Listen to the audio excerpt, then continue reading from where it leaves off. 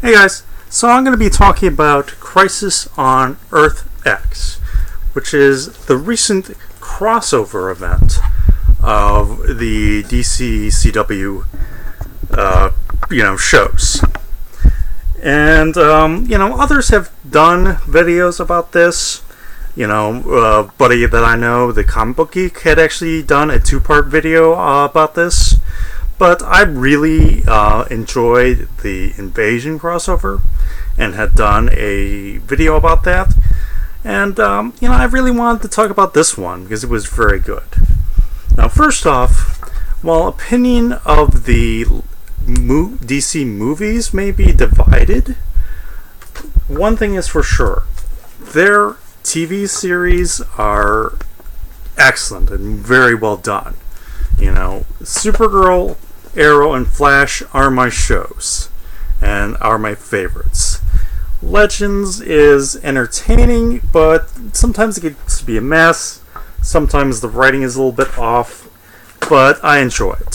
So these shows are very good and very well done. Now, I'm going to be talking about this crossover event, giving some slight spoilers, my thoughts, a little bit of the summary, and, so on. Now, first off, before I even do that, Earth X was created first in Justice League comics in about the 70s or so. And as you can see here, it's been reprinted in Showcase Presents Justice League of America, Volume 6. Where the Justice League and the Justice Society of two different Earths go to Earth X, where, as you see, the Nazis won World War II, and they meet the Freedom Fighters, who, have the Ray here, and, these two teams go to help them to face the Nazis on this Earth, and they find out some things, how the Nazis had won the war through mind control, and both teams find out a secret and eventually win the day. Now, Earth X is later expanded on in DC Comics. For example, it appears again in Final Crisis by Grant Morrison, who has Overman and Overgirl, who are the Superman and Supergirl of Earth X, and they're helping Nazis conquer. And it's further expanded in the DC Comics Multiversity storylines, which is, has the comic Mastermen and further, exploration of the Earth X world. Now, I believe the very first idea of this comes from the book Man in the High Castle, which of course gets a reference in this crossover, which I thought was really neat and nice of them to do. And, I personally appreciate this crossover because, fiction is very good with dealing with social issues and what's going on with our world today. Some people don't like that, but, comics have always dealt with social issues since the very beginning. Golden Age Superman, of the 30s and 40s, was dealing with social issues of the day. So it's nothing new. And so I really enjoyed that this crossover event, was willing to push some boundaries and, tell this story and do it quite well. I really enjoyed that it was a complete movie. And that you had to watch all 4 episodes together. And that all these shows this time really blended in together. And I'll get to that in just a minute. And, I just thought it was really interesting. And because, it's telling of, sometimes people can be very hateful. So it's good to be reminded what a country run by hate is really like and why we should avoid that type of mindset. So that was very good. So anyways, we have these 4 episodes nicely blended together, and pretty much a 4-hour movie. Each episode of each series is about an hour long, so this was about a 4-hour long movie, all very nicely blended together. And I'm going to talk about each part give a little bit of summary and my thoughts about each episode. So we start off with the Supergirl episode, and it right away introduces us to Earth X, and goes for the shock intro. So we're on Earth X. We see what it's like. We see the space guarded by the freedom fighters. We don't know yet why they're guarding it. And they're right away attacked by Nazis, and we see the Dark Arrow. Also, we see this Earth X version of Jimmy Olsen in his Guardian uniform. Now, I've previously talked about how I feel about Jimmy Olsen being, the Guardian in another video, and I've really enjoyed him being Guardian throughout the second season of Supergirl.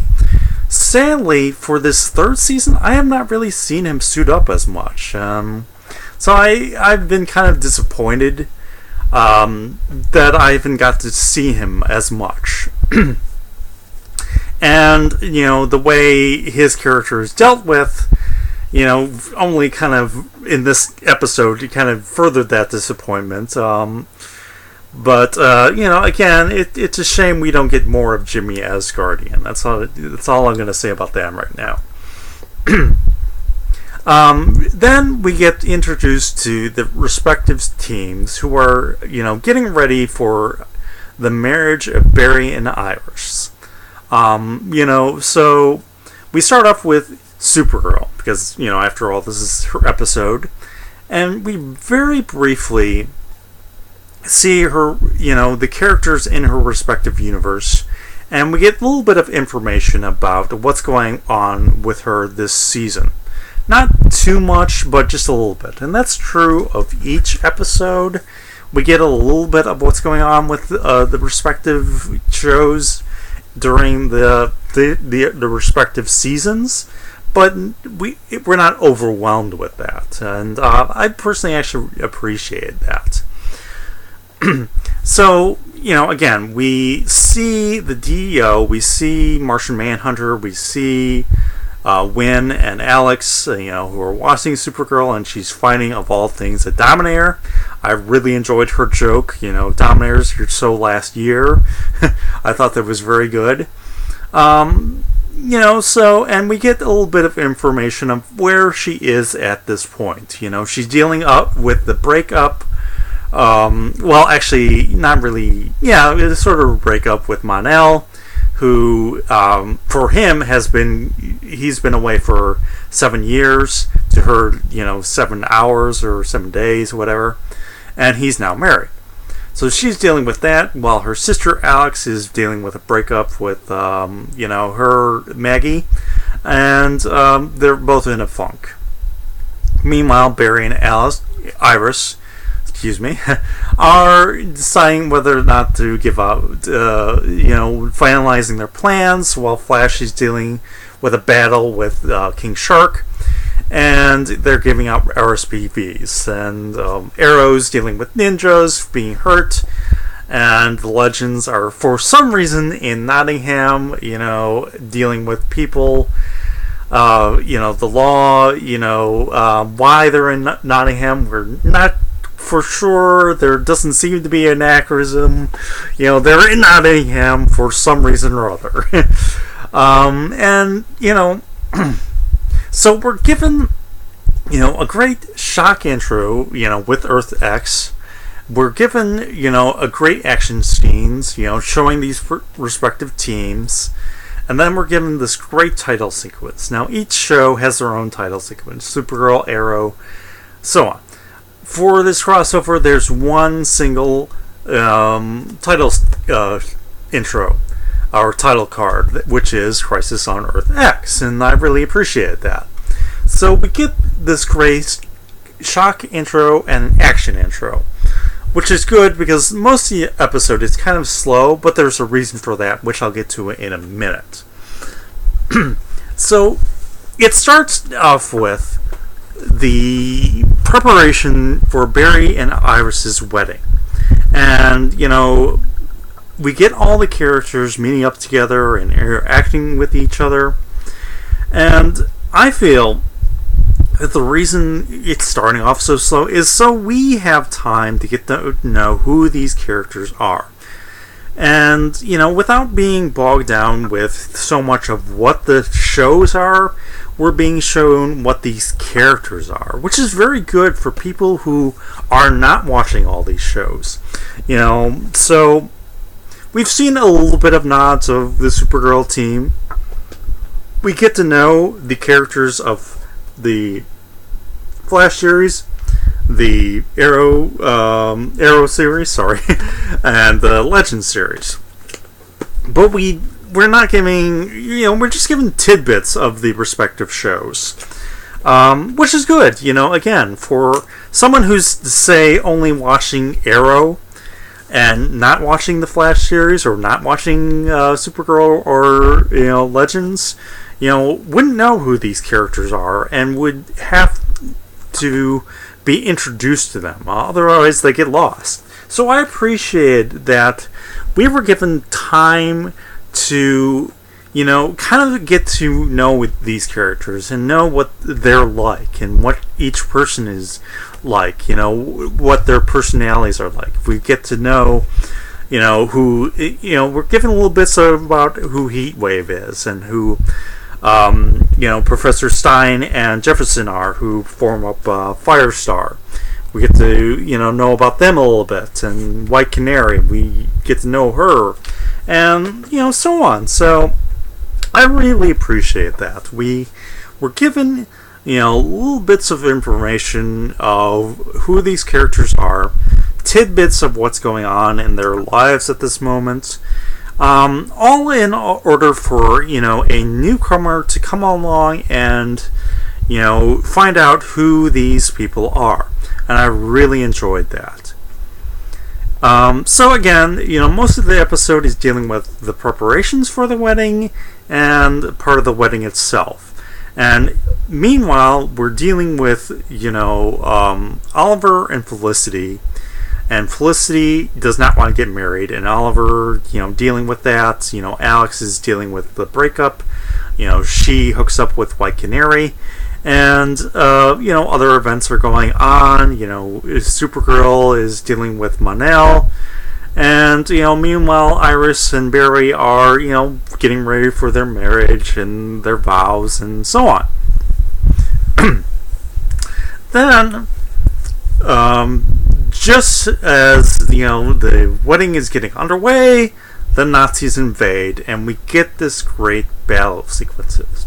And I would say for, while the previous, invasion would have, one major battle sequence, this crossover has miniature battles each episode. And I really like that. I really enjoyed that.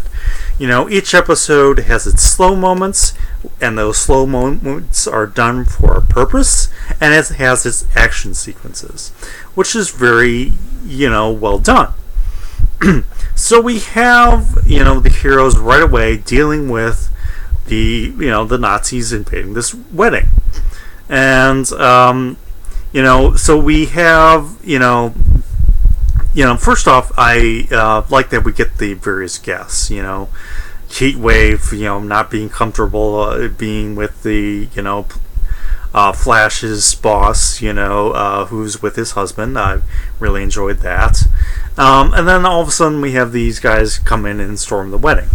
And we have Killer Frost, who shows up, and Heatwave immediately first is excited about her. One, because she's a girl, and two, because she has ice powers, because his former partner had, the ice gun.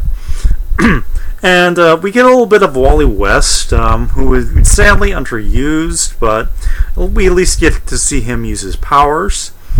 And we get to see, the respective teams go into action. We have this really great action sequence. Excuse me. We have Cisco use his powers, and unfortunately he gets put in a coma for a bit. And, we get to see Supergirl go into action. Firestorm right away are going into action, even though they've been dealing with some issues.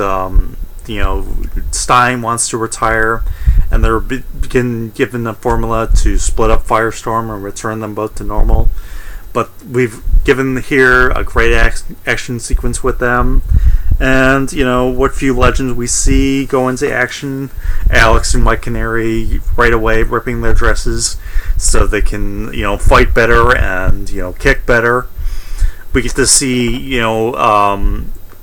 at this point, a masked, Overgirl, Dark Arrow, and a Prometheus. Of course, those of us who've seen the promos and trailers know who these guys are, but for those of few who have not, it's kept in the background. So it's a really great, enjoyable battle sequence, and great action, and I really enjoyed how it was done.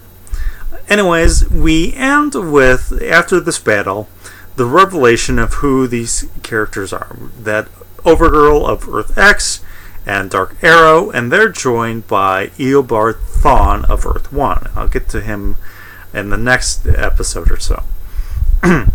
And Prometheus is again taken captive. So the cliffhanger is a revelation of who these guys are.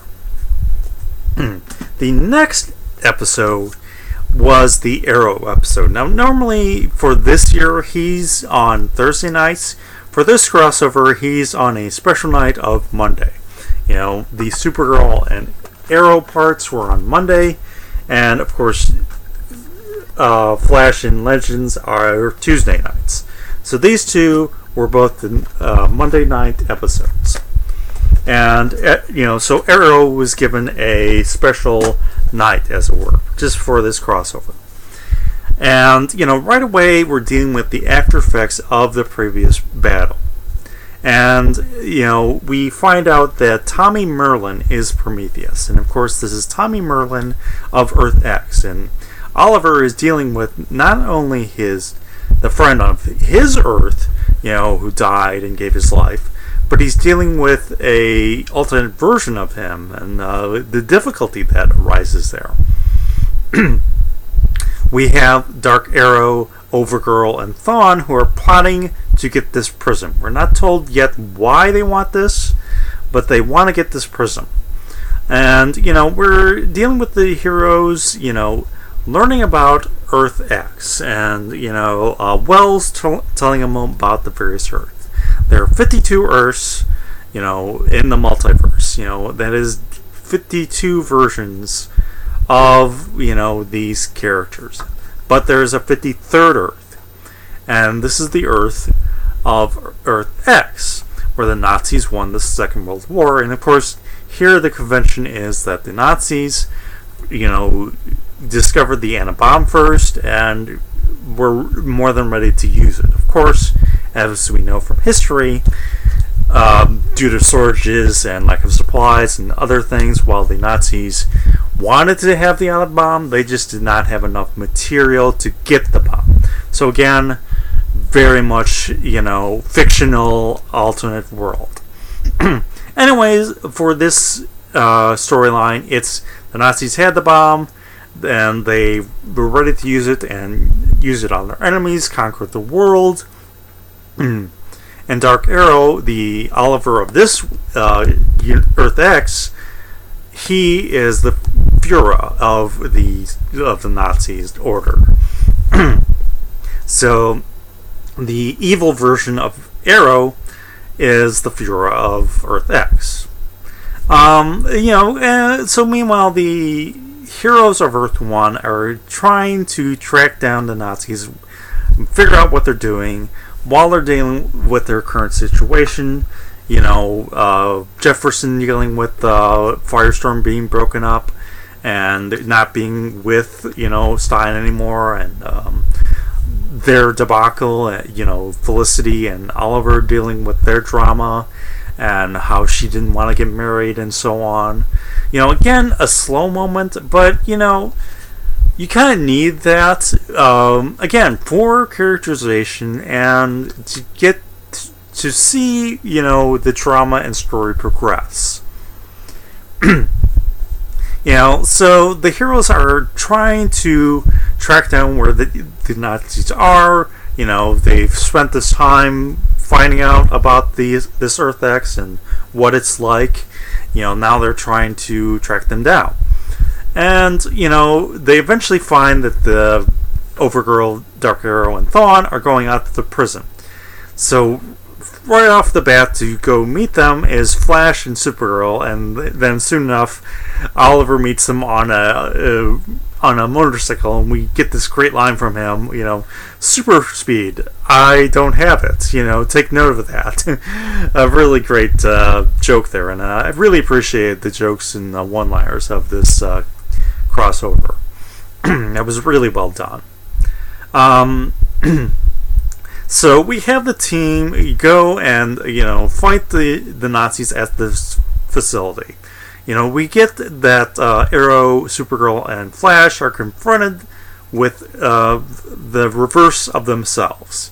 The Dark Arrow is the Oliver of Earth X, Overgirl is the Supergirl of that Earth, and Flash is confronted with Eobard Thawne, who is the reverse Flash of Earth 1, and he's working with the Nazis for some reason.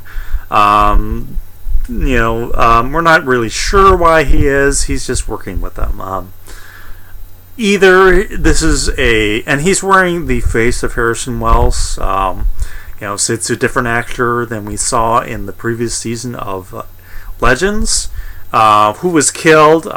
So this is either an Eobard Thawne before that, or at a different point in the timeline. Either way, he's there to fight Barry and help these Nazis out.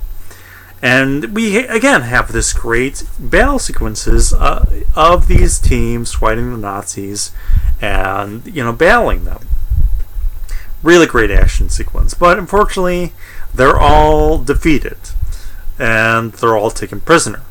Meanwhile, Dark Arrow is at Star Labs and he takes it over, and we unfortunately don't get to see him defeat Oliver's team of Red Dog and Mr. Terrific and Black Canary, but we see the result, that he takes over Star Labs.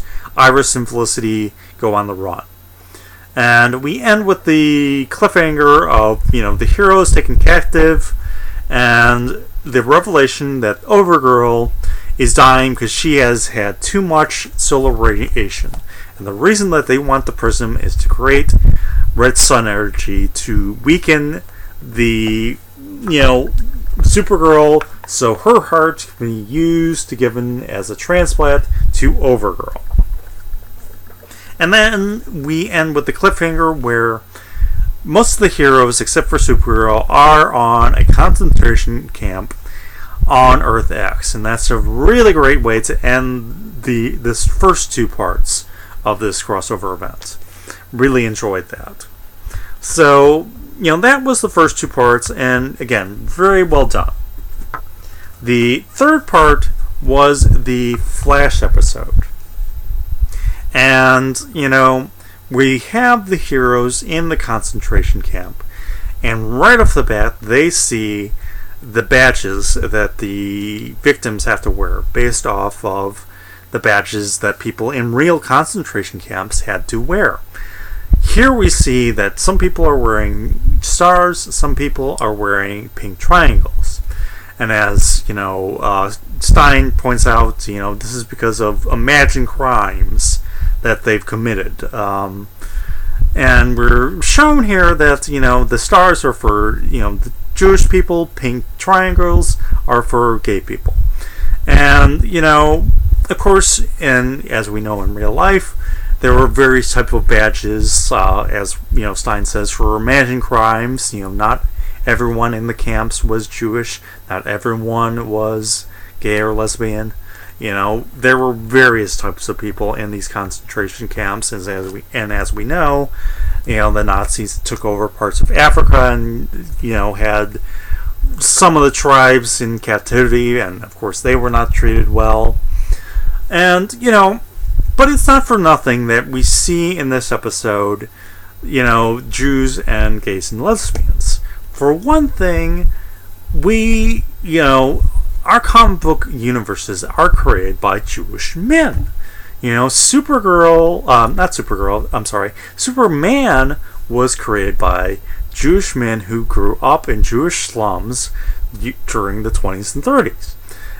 Same for Batman. Jewish men who, grew up in the slums of New York. As we know, Stan Lee and Jack Kirby are Jewish men who created the Marvel Universe. In fact, the writer who created Green Arrow was a Jewish man who grew up in the Bronx.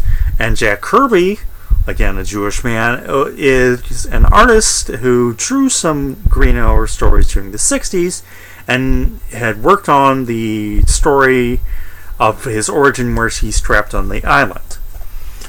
So the reference here of the Jews is very much playing into that our comic book world has been created by Jewish men. And the reference to the gay people is, that's again that these shows have all the same production company, and one of the producers happens to be a gay man.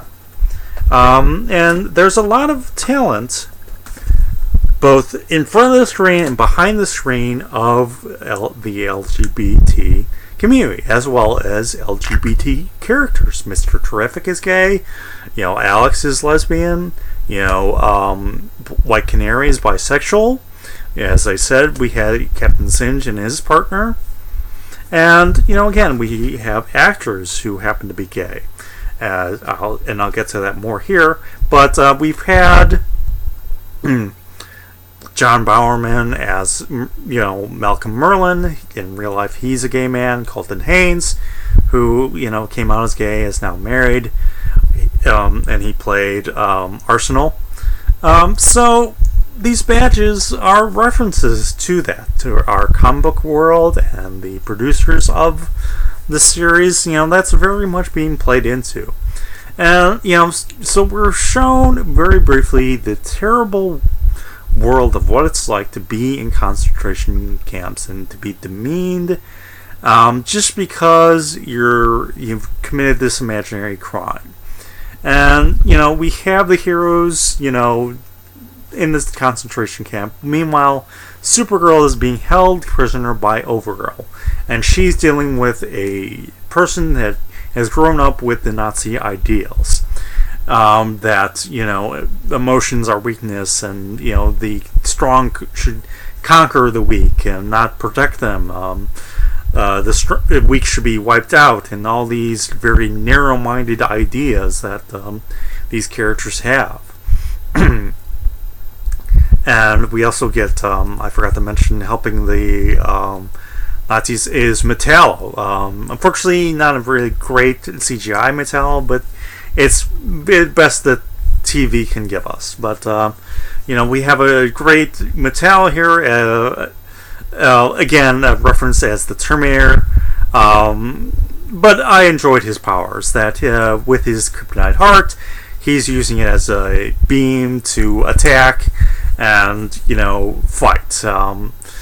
Also, during the previous episode, we see that Oliver had a kryptonite arrow to fight Overgirl. And Supergirl was like, why do you have kryptonite arrow? And Oliver was like, well, in case an evil you showed up.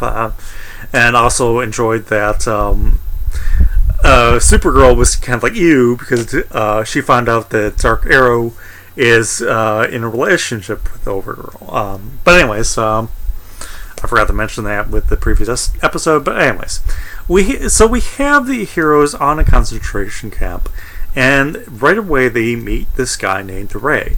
Jefferson asks him, why are you here? Well, he answers simply, because I loved the wrong person. And they're confronted with that, and we're introduced to the Earth X version of White Canary's father, and how he right away is talking about how his daughter also had the predilection to be bisexual, and he right away got rid of her, which is again dealing with real life issues of gay and lesbian, bisexual people who are expelled and treated badly by their own families simply because they happen to be part of the LGBT community. And I find it highly unfortunate because of that. I am very thankful that I did not have to deal with that because I'm part of that community. But anyways, so we have the heroes being marched off along with this new guy, Ray. And they have colors that are dampening their powers and also to electrocute them, prevent them from escaping. And, it looks like they're going to be shot, but we have the Earth X version of Captain Cold, who is Leo Snart, because he doesn't want to be called Leonard, and he saves them and gets them back to their base. And all the while, we have Supergirl being held prisoner, while Felicity and Iris are roaming around Star Labs. And we have captured Oliver's team with Cisco and so on. And, Supergirl trying to escape, Iris and Felicity trying to do what they can, send out a message to the Legends and try to help out, and right away dealing with their situation, while Dark Arrow is holding Star Labs, and Thawne is, trying to operate on Supergirl. And, so in Earth 1, these guys are trying to deal with Star Labs taking over, trying to escape, and, failing to escape, and so on. Meanwhile, the heroes on Earth X, they want to get back home, but unfortunately, in order to do that, is go to this facility held by, a strong army of Nazis. And the Resistance are not willing to help them. They want to right away destroy the base and prevent the Fuhrer of Earth X from coming back. And leading these rebels is the Windshot of this universe, who is General Shot. And, the actor does a really great job here and is totally different than what he normally is. I really enjoyed the performance here. So, we get the heroes who want to go back to their world and trying to convince Winn to let them go. But he's very reluctant. Eventually, they're managed to, get in, convince him to go, and of course, in order to do that, Oliver has to pose as the Fuhrer. And we have him go to the base, and we see that that the Nazis have their own Wave Rider, which is, a time machine, basically. And they're going to use this as their ultimate weapon. And, pretty much conquer Earth 1. And, so they're, Oliver's confronted with the felicity of that world and how, and of course he's exposed because he won't shoot her, and the heroes trying to get to the, portal, get back to their own world, and they're confronted with the rebels who are trying to destroy the base, but they're not destroying the base with a bomb, they're destroying it with a red tornado, and how Flash has to deal with him, and the Ray is helping out using his powers. And again, Ray is being played by a gay man, and he's in a relationship with Leo Snart, who again went with Miller, is a gay man in real life. And, we've been introduced in this episode to the Ray and his powers, which is light powers, and how he is originally from Earth 1 and is now with the Freedom Fighters, helping them fight the Nazis on this Earth. So this episode is mainly dealing with the on Earth X and what it's like on this world, and what it's like to be on this world. And I believe it's this episode we get Felicity giving the reference to Man in the High Castle. And so we get right away the setup for the final, and how Supergirl has failed to escape, the heroes on Star Labs have failed to escape, and in very dire straits. Now the final is a surprisingly well written Legend episode. If all the 11 Legend episodes could be like this, I would be happy. And we have the Legends arrive. That is Steel and Vixen and so on, who have previously not appeared. Adam, and they help Supergirl escape, and they help the other heroes escape.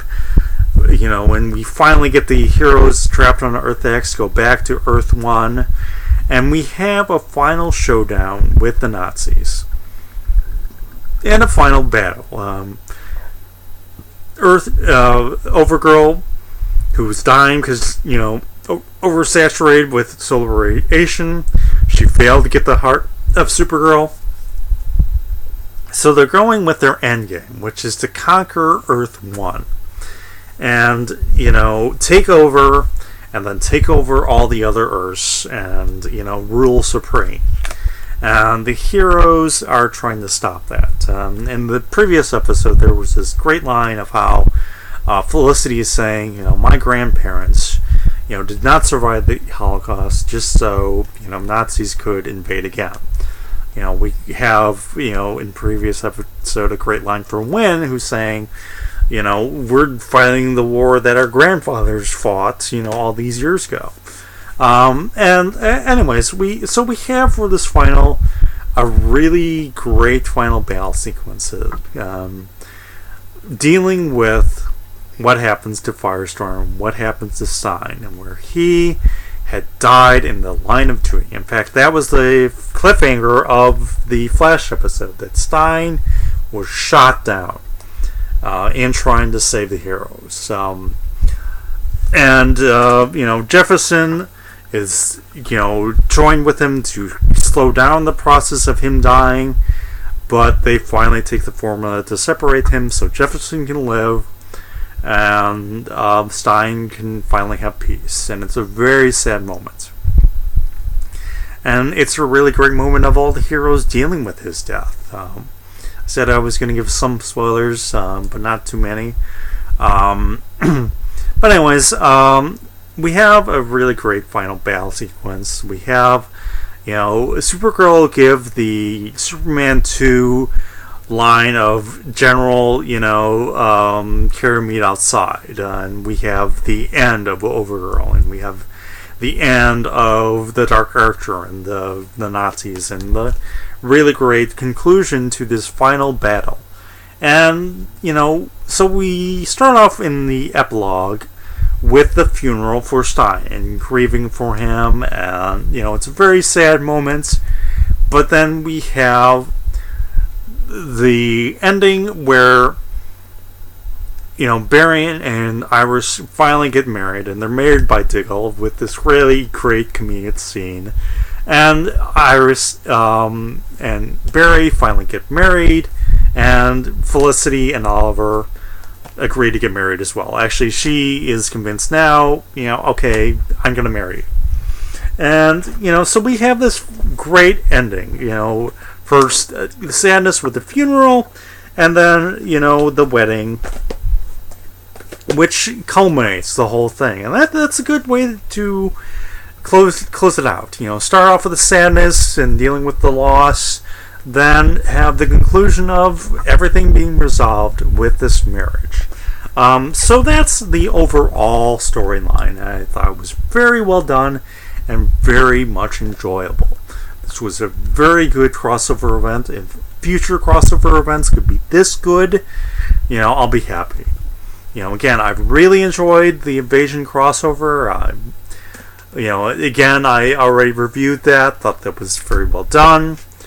But this one was, again, it was a 4-hour movie, and people say a lot of things about the live action movies. I personally enjoyed them. I enjoyed this movie and Man of Steel and the other live action movies, but these TV series rock. Again, I'm not much of a fan of Gotham, but I enjoyed these series. I enjoyed the Constantine series, some of it anyways. Some of it I'm on the fence with, but whatever. So that's the summary of the overall shows. Very well done and very good episode. And I highly encourage everyone to read up more about the Second World War and learn more about it. Learn about the battles and how rough it was, and how Germany was during that time period, and why this should never happen again. Read what it was like in the concentration camps, and so forth. Read this book especially.